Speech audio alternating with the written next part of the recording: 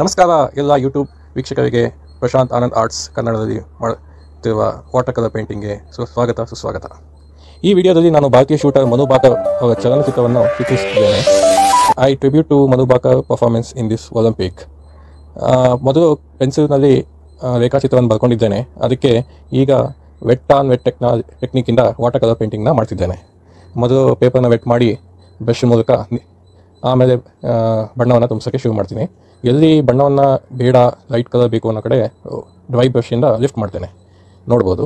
ಆಮೇಲೆ ಎಲ್ಲಿ dark colour ಮತ್ತು ಶ್ಯಾಡೋ ಕಲರ್ ಬರೋ ಕಡೆ ನೀವು ಬ್ರೌನ್ ಮತ್ತು ಬ್ಲೂನ ಯೂಸ್ ಮಾಡಲಾಗ್ತದೆ.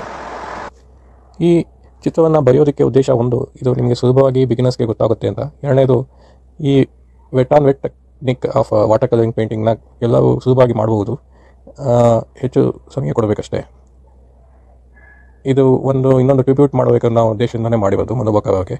ನೀವು ಈ ವಿಡಿಯೋವನ್ನು ಆನಂದಿಸಿದರೆ ದಯವಿಟ್ಟು ಲೈಕ್, ಶೇರ್ ಮತ್ತು ಸಬ್ಸ್ಕ್ರೈಬ್ ಮಾಡಿ.